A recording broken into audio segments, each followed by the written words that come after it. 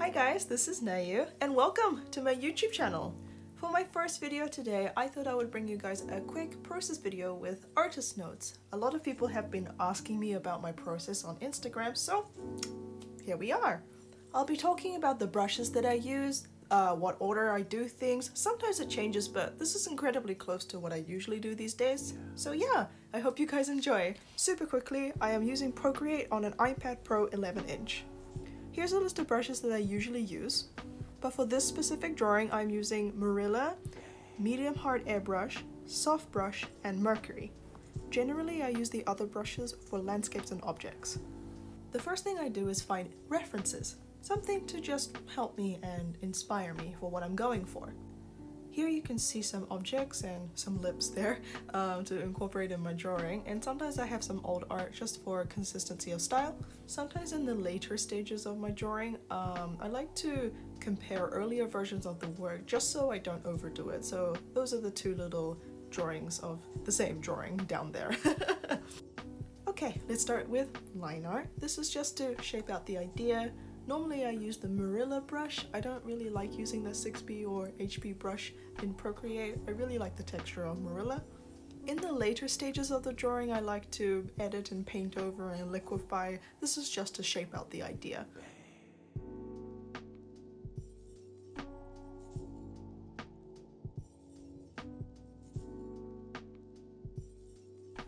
Here comes the base colors. I kept everything analogous and kept to the pinks.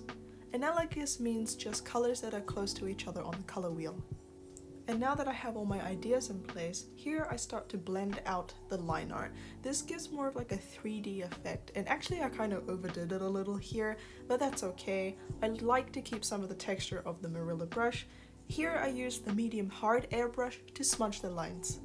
From this point, I kind of go back and forth adding things here and there and blending and rendering, mostly because I just want the finished idea in my head before committing to fully rendering.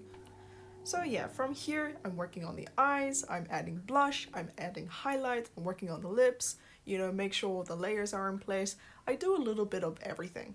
Normally this stops me from getting tunnel vision, because once I start getting tunnel vision, I start to lose the main idea in my head.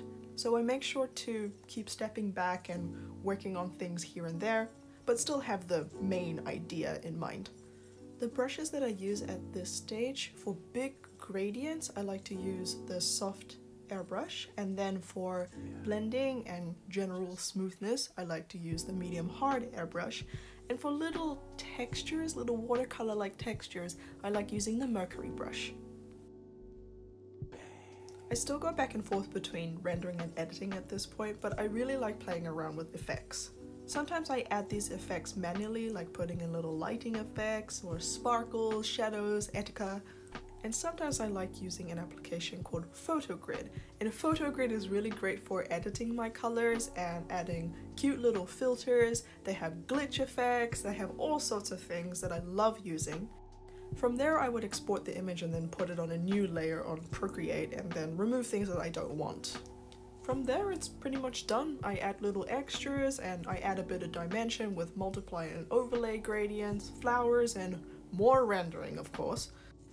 So yeah, I hope you guys enjoyed seeing my process, and if you want to see more videos from me, or if you have any questions about this video, let me know down in the comments. Thank you very much for watching. I hope everyone is staying safe from the current events of Corona. It's been very hectic and crazy for everyone, and yeah, I hope everyone is okay. And yeah, so I'll see you in the next video. See you guys.